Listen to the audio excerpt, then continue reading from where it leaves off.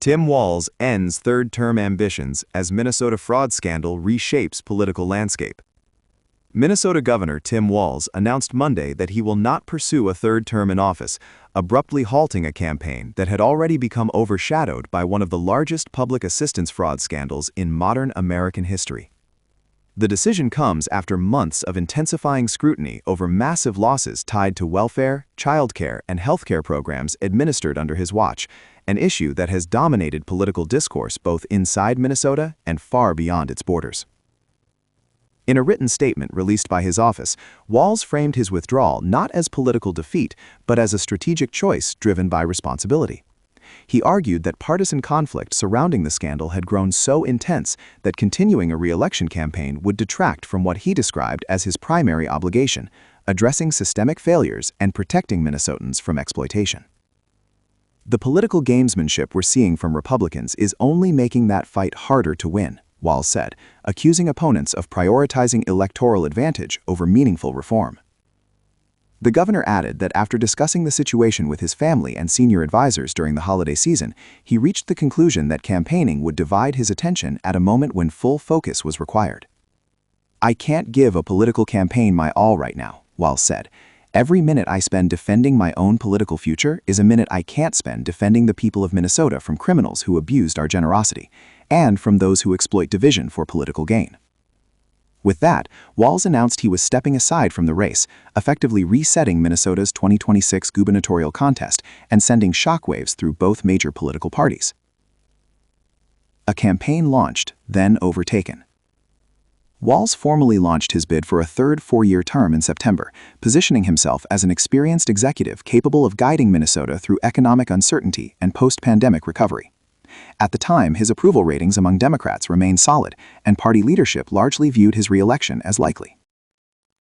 However, the political environment shifted rapidly as ongoing federal prosecutions revealed the staggering scale of fraud tied to Minnesota social service programs. What initially appeared to be isolated criminal cases soon expanded into a sprawling web of alleged misconduct involving meal distribution programs, child care centers, housing assistance, and Medicaid billing. By late fall, criticism intensified not only from Republicans and former President Donald Trump, but also from moderates and some members of Walz's own party who questioned how such extensive abuse could occur in a state long regarded as a national model for competent governance. The scope of the fraud. Federal authorities have described the alleged scheme as the largest COVID-era public assistance fraud uncovered in the United States to date. Since 2022, more than 90 individuals have been charged, many of them linked to nonprofit organizations or service providers that received public funds intended to support vulnerable populations during the pandemic. While the total financial damage is still being calculated, federal prosecutors have warned that losses may exceed $1 billion, with some estimates placing the figure as high as $9 billion once all programs and related cases are fully examined. According to court filings, the alleged schemes involved falsified meal counts, fraudulent billing, and fabricated documentation submitted to state and federal agencies. Prosecutors say the stolen funds were allegedly used to purchase luxury vehicles, high-end real estate, expensive jewelry, and international travel. In some cases, investigators claim money was transferred overseas, raising serious national security concerns. The scale of the losses has deeply shaken public confidence in Minnesota's oversight mechanisms, particularly within agencies responsible for administering emergency pandemic aid. Walz accepts responsibility, but faces backlash. As public outrage grew, Walz addressed the scandal directly, acknowledging failures within his administration. In remarks to reporters last month, he stated plainly that the fraud occurred under his watch. "This is on my watch," Walz said.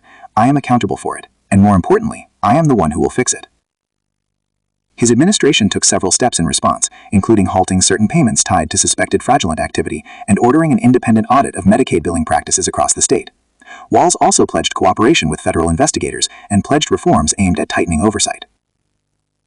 Despite these measures, critics argued that the response came too late and failed to address deeper structural weaknesses that allowed such extensive abuse to go undetected for years. Former President Donald Trump emerged as Walz's most vocal critics, repeatedly attacking the governor in speeches and social media posts. Trump labeled Walz incompetent and used inflammatory language during Thanksgiving remarks that further intensified the political firestorm. National attention and viral amplification. While the scandal had been developing for years within legal circles, it exploded into the national spotlight in recent weeks following the release of a viral video by a 23-year-old YouTube content creator. The video alleged widespread fraud at certain daycare centers and quickly gained millions of views, drawing intense scrutiny to Minnesota's child care funding systems. Shortly thereafter, the federal government froze certain child care funds allocated to Minnesota, citing concerns over oversight and compliance. The move amplified pressure on Walz's administration and further fueled calls for leadership change. The combination of viral media, federal intervention, and ongoing prosecutions created a political environment in which Walz's re-election campaign became increasingly untenable. Immediate political reactions. Reaction to Walz's announcement was swift and sharply divided along party lines. Republican House Majority Whip Tom Emmer, who represents Minnesota's 6th congressional district, offered a blunt response, stating simply, "Good riddance." State Representative Kristen Robbins, a Republican gubernatorial candidate, issued a more detailed statement, arguing that Walz's exit confirmed the strength of ongoing investigations and the momentum behind Republican efforts to regain control of the governor's office. Tim Walz and his staggering fraud could not outrun the facts, Robbins said. Anyone he handpicks to replace him will inherit the failures of this administration. Minnesotans deserve leadership that protects taxpayers and children, not excuses. Minnesota House Speaker Lisa DeMuth echoed similar sentiments on social media, rejecting the notion that Democrats could resolve the crisis by changing candidates. "This scandal isn't about one man," DeMuth wrote. "It's about years of systemic failure. Real reform requires a complete change in leadership." Democrats, meanwhile, closed ranks around Walz. The Democratic Governors Association released a statement expressing confidence that Minnesota voters will continue to support Democratic leadership, regardless of who enters the race. Kentucky Governor Andy Beshear, a former DGA chair, praised Walz as a results-driven leader whose policies had improved the lives of working families across the state. A life before the governorship. At 61 years old, Tim Walz's career spans education, military service, and national politics. Raised in rural Nebraska, he enlisted in the Army National Guard shortly after graduating high school in 1981. He later earned a degree in social science education from Chadron State College and spent a year teaching English and American history in China through a Harvard-affiliated program. Walz went on to work as a high school teacher and coach in Nebraska before relocating to Minnesota in the mid-1990s. His military service included deployment to Italy in support of Operation Enduring Freedom. He retired from the National Guard in 2005 with the rank of Command Sergeant Major. Walz entered politics in 2006, winning a seat in the U.S. House of Representatives, where he served 6 terms representing southern Minnesota. He later became governor in 2018 and won re-election in 2022. National Spotlight. The 2024 election. Despite his long career, Walz remained relatively unknown to much of the country until the summer of 2024, when Vice President Kamala Harris selected him as her running mate after replacing President Joe Biden as the Democratic nominee. During the campaign, Walz embraced the traditional vice presidential role of aggressive surrogate, frequently attacking Republican opponents and energizing Democratic crowds. However, the ticket ultimately fell short, losing the general election to Donald Trump and J.D. Vance, and failing to secure victory in any of the 7 key battleground states. The defeat marked a major turning point for Walz's national profile and foreshadowed the challenges that would soon engulf his governorship. Inside the Minnesota fraud crisis, how oversight failed and trust eroded. While Governor Tim Walz's decision to abandon a third-term campaign marked a dramatic political turning point, the deeper story lies in how Minnesota's public assistance systems became vulnerable to exploitation on such an extraordinary scale. Long before indictments were handed down or campaign plans unraveled, warning signs were present, missed, delayed, or dismissed amid the chaos of pandemic-era governance. Pandemic pressure and rapid expansion.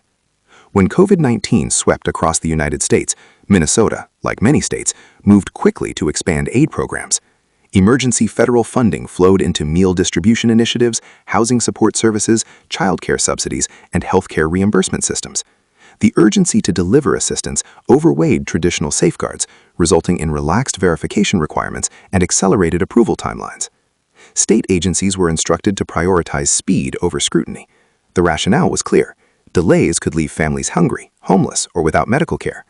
But investigators would later argue that the lack of robust oversight created ideal conditions for coordinated fraud.